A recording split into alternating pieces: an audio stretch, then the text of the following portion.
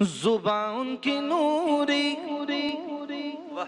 بیان ان کے نوری، دہن ان کا نوری، بدن ان کا نوری، یہ خاکی بنائے یہ کیا ان کے خاکے، محمد ہمارے بڑی شان والے، محمد ہمارے بڑی شان والے، وہ نبیوں میں رحمت، وہ نبیوں میں رحمت، لقب پانے والے، آقا ہمارے بڑی شان والے، آقا ہمارے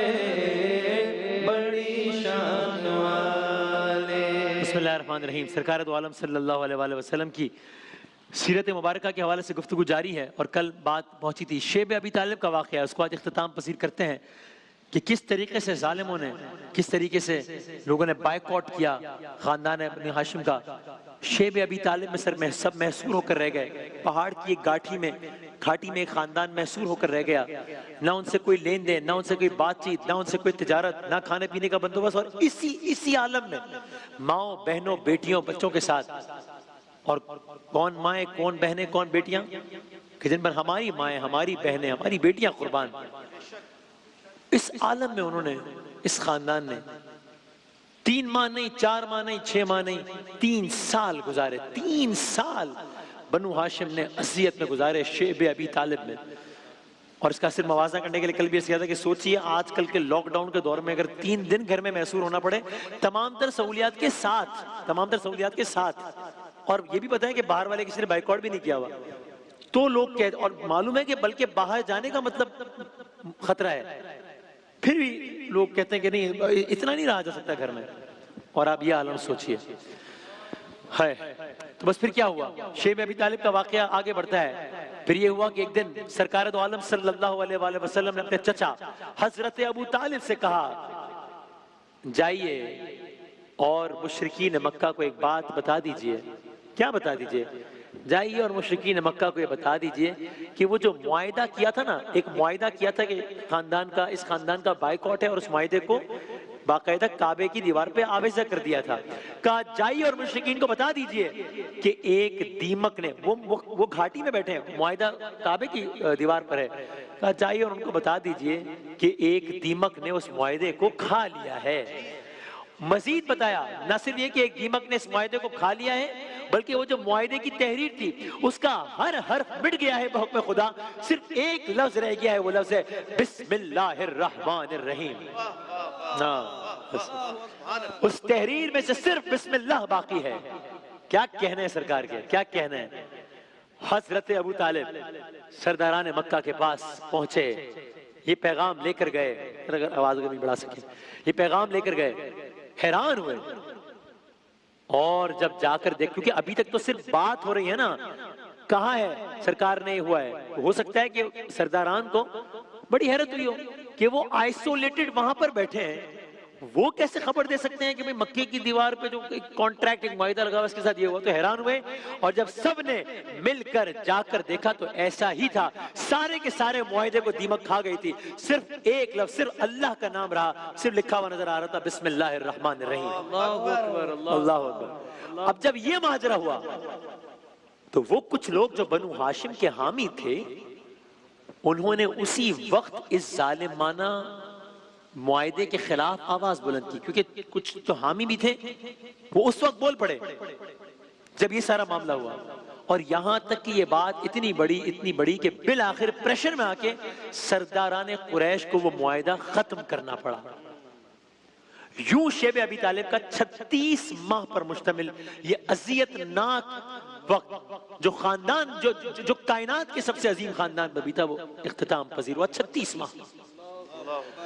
ہے کچھ روایات یہ بتا، یعنی یہ کہا جاتا ہے، یہ ہے بات کہ یہی وہ اذیت ناک دن تھے کہ جن کی تکالیف کی وجہ سے جناب خدیجۃ الکبریٰ سلام اللہ علیہا اور پھر حضرت ابو طالب کا وصال ہوا، تو سرکار دو عالم صلی اللہ علیہ وآلہ وسلم نے ابھی یہ ٹریجڈی ہوئی ہے شیب ابی طالب کی، ابھی یہ ٹریجڈی ختم ہوئی ہے اور آگے آپ کو یہ دو سانحے سہنے پڑے ہیں، جناب خدیجۃ الکبریٰ سلام اللہ علیہا رخصت ہوئی اور پھر حضرت ابو طالب۔ تو سرکار دو عالم نے اپنے ان دو عظیم سہاروں کے جدا ہونے کو آپ اتنا غمگین ہوئے، آپ نے اس سال کو غم کا سال قرار دے دیا، کہا یہ عام الحزن، عام یعنی سال اور حزن، ملال غم کا، جس طرح عام الفیل ہاتھی والا سال، عام الحزن یعنی غم کا سال قرار دے دیا، اتنے مغموم تھے، اتنے مضطرب تھے۔ شیب ابی طالب کا چیپٹر کلوز ہوا، آگے بڑھتے ہیں۔ یہاں یہ سارا معاملہ ہو گیا، وہاں بنو ہاشم کا کیا حال ہے؟ بنو ہاشم کا یہ حال ہے کہ ادھر سرداران قریش نے ایک دوسرا حکم جاری کیا۔ اب آپ سیریز دیکھیے، پہلے انہوں نے اپنے سب سے ایک ماہر الکلام کو بھیجا تھا سرکار دو عالم کے پاس اپنی طرف سے ڈیل کرنے کے لیے، آفرز کرنے کے لیے، بادشاہ چاہیے بادشاہت لیجیے، پیسے چاہیے پیسے لیجیے، یہ چاہیے یہ لیجیے، جو چاہیے لے لیجیے، اور ظاہر ہے وہ خود الٹا کنونس ہو کر واپس چلا گیا تھا۔ پھر کیا کیا کہ چچا سے بات کی کہ آپ کا بھتیجا نہیں مان رہا، پھر واپس چلے گئے۔ پھر کیا کیا، سب بائیکاٹ کرتے ہیں اس خاندان کا، شیب ابی طالب، پھر بات نہیں بنی۔ اب کیا کیا؟ اب سرداران قریش نے ایک اور حکم جاری کیا کہ ہر قبیلہ اپنے قبیلے کے مسلمانوں کو بزور طاقت واپس اپنے دین میں لائے گا۔ یعنی قبیلے کی سطح پر، اسٹیٹ کے لیول پہ آپ کے لیے ایک فیصلہ ہو گیا کہ ہر قبیلے سے جو آدمی مسلمان ہوا ہے، جس نے محمد صلی اللہ علیہ وآلہ وسلم کی آواز پر لبیک کہا ہے، اس کو بزور طاقت واپس لایا جائے گا۔ تو اب کیا منظر تھا؟ اب منظر یہ تھا کہ مکے کی ہر گلی محلے سے مسلمانوں کی آہ و بکا کی آوازیں بلند ہوتی تھی۔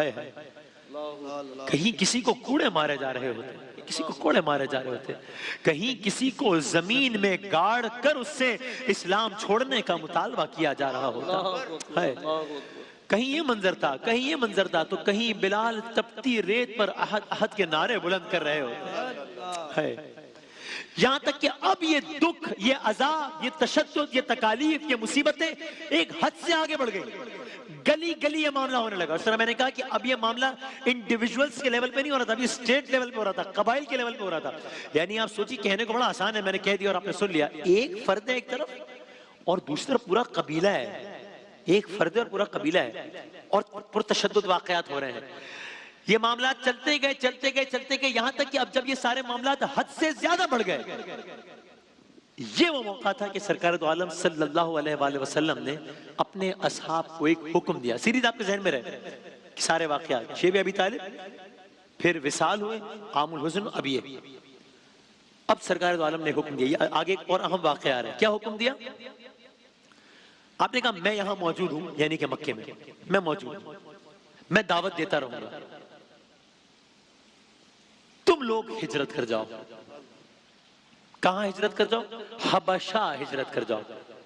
ہجرت حبشہ، فرمایا حبشہ کا جو بادشاہ ہے اچھا انسان ہے، مسلمان نہیں تھا لیکن اچھا انسان، نیک دل انسان ہے۔ تو پھر چونکہ ظاہر دامن میں گنجائش کم ہوتی ہے تو پھر ہم ایک ڈیٹیل یہاں بیان کرنا ممکن نہیں ہوتا، تو مختصراً یہ کہ اہل ایمان نے 2 مرتبہ حبشہ ہجرت کی، ایک وقت پہلے گیا حبشہ، ایک وقت بعد میں گیا، چونکہ یہاں پر ظلم و ستم بہت بڑھ گیا تھا۔ تو بس وقت ختم ہو گیا، میں اختتام کروں تو اب آپ کا کیا خیال ہے کہ سرکار دو عالم صلی اللہ علیہ وآلہ وسلم نے اگر یہ کہا ہوگا کہ تم چلے جاؤ، کچھ لوگ حبشہ چلے جاؤ، اور 2 مرتبہ چلے گئے، تو کیا وہ ظالم سرداران چپ بیٹھ گئے ہوں گے کہ اچھا چلیں حبشہ چلے گئے، ٹھیک ہے چلیں، بات ختم ہو گئی؟ انہوں نے کچھ نہیں کیا ہوگا، ظاہر ہے انہوں نے اپنی کاؤنٹر اسٹریٹجی بنائی، انہوں نے کاؤنٹر، اور یہ بھی میں نے کتاب میں پڑھا کہ اس کا مطلب یہ ہے کہ یعنی یہ جو بغض تھا، یہ جو مسئلہ تھا، اس دعوت سے، اس ترویج سے، اس اسلام سے مسئلہ تھا، ورنہ بھائی اگر یہ مکے تک معاملہ محدود تھا نا، اب تو چلے گئے نا حبشہ، اب چھوڑ دو نہیں، لیکن انہوں نے کہا نہیں، یہ معاملہ بھی قابل قبول نہیں ہے۔ اب انہوں نے کیا اسٹریٹجی بنائی سامنے؟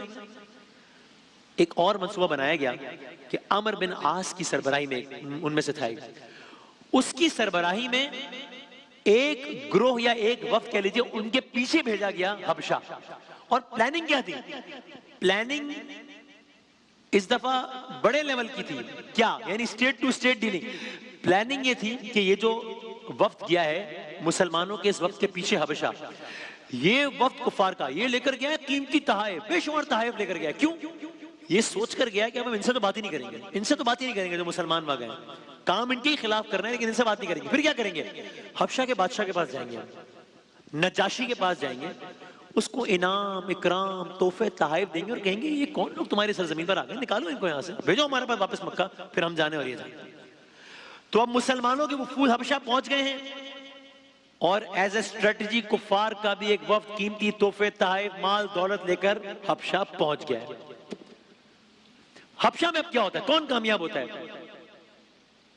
ایک کلرز کریں گے انشاءاللہ.